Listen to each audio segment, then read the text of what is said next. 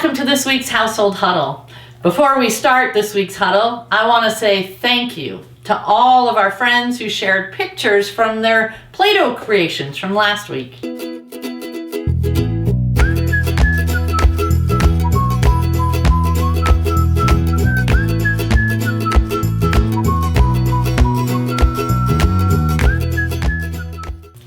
Great job, everyone. Okay, now before we jump into this week's story, let's take a minute to remember just what a household huddle is. Household huddle is a time when you get together with whoever is in your household, whether it be the household in your church or the household in your home, and you take a little time to spend together. Now, there's a simple model to follow when you're doing a household huddle, and it has 4 steps. You breathe, you share, you reflect, and you thank.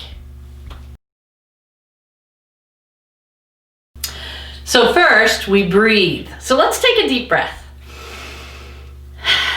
Because taking a deep breath helps us to make a little space between the busyness in our lives and all the time that we spend together. Second, we share.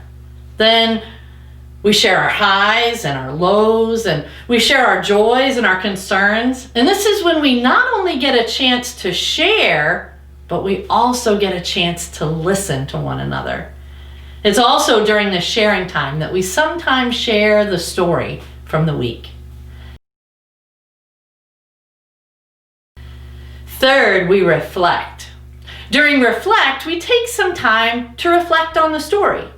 Maybe thinking about what the story says to us or how it connects in our lives.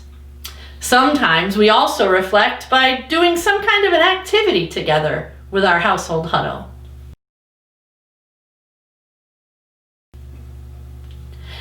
And fourth, we thank. Sometimes we thank someone in our household huddle for something that they've done, and sometimes we thank God for something we've experienced in our lives. So, as you can see, household huddle is a model that helps us to build relationships. It opens communication and caring, and because everyone gets involved, it lets everyone know that they matter. And the best of all is household huddles are flexible. You can hold a household huddle just about anywhere. Now that household huddles are online, I want you to feel free to pause the video if you want to ask questions or if you want to talk to your household huddle about what you've just heard. Okay, my friends, so this week's story is actually a poem about how the whole world started. It happened before computers and video games, before televisions and cars and electric lights and cameras. It even started before microscopes and scientists. It started when there was nothing at all.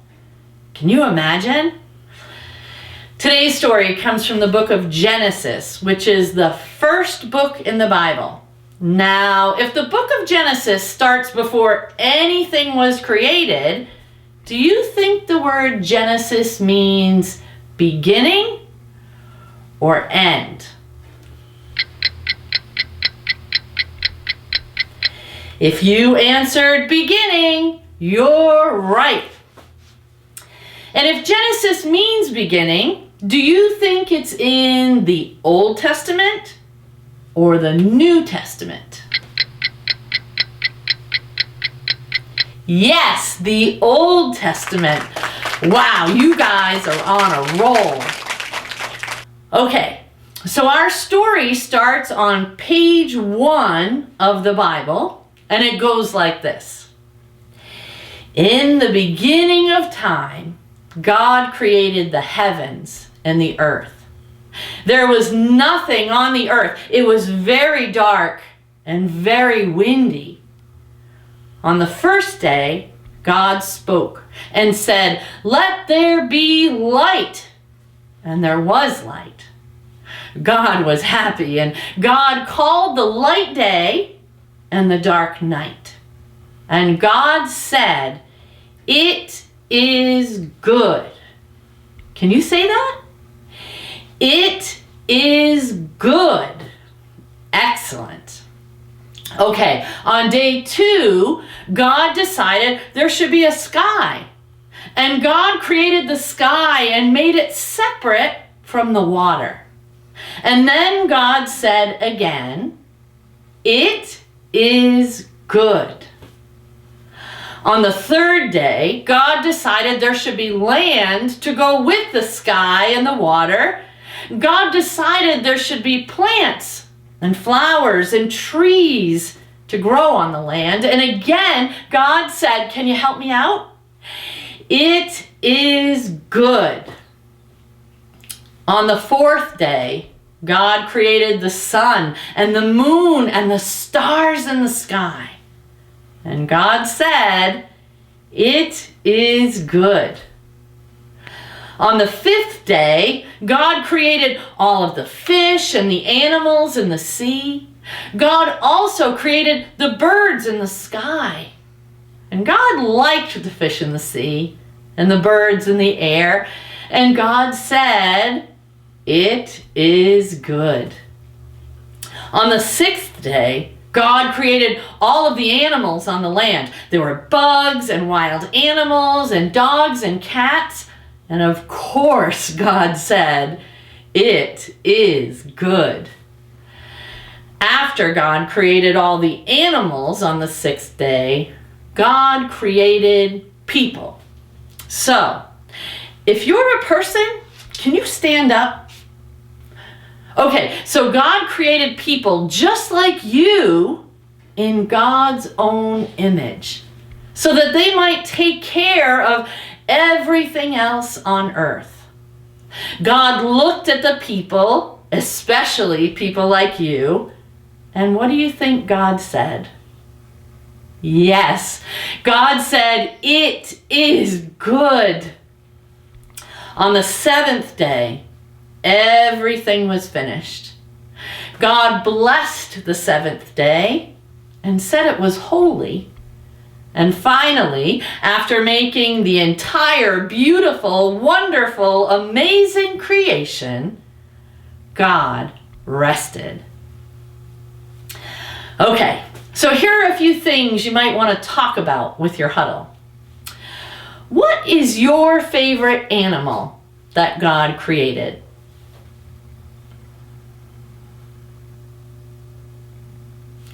And what are some of the things that God created that we didn't hear about in the story?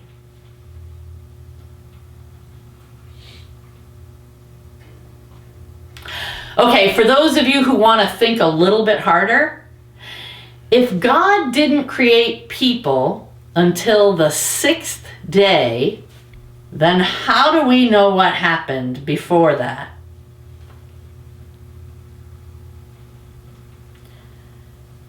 And that was all a lot of work. So how long do you think those days were?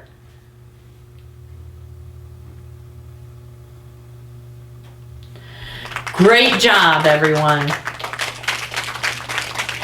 Okay, so if you're looking for an activity to do with your household huddle, what if you spend some time outside in the beauty of God's creation?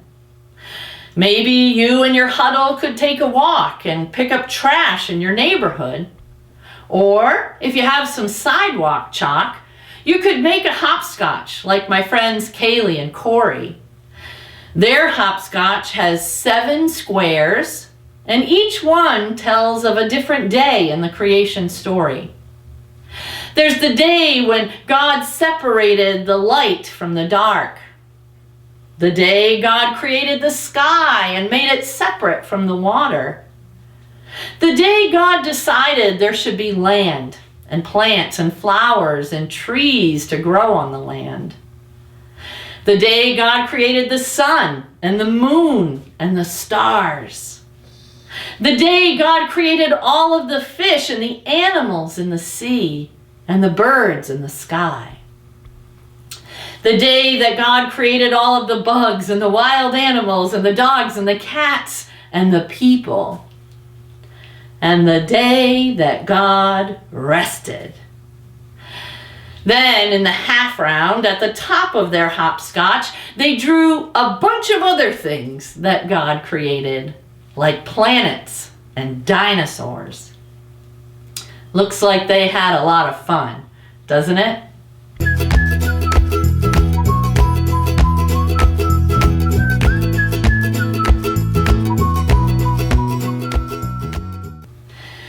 Well, my friends, we always end our household huddles with a thank you. So I'd like to thank Kaylee and Corey for sharing their hopscotch with us today. And I'd like to thank all of you for joining us in Household Huddle today. I hope you enjoyed our Household Huddle this week. And remember, Household Huddle can happen anytime and anywhere, so just be creative. But no matter where you are or what you're doing, remember that you are amazing. And don't ever forget that God loves you just the way you are. And so do I.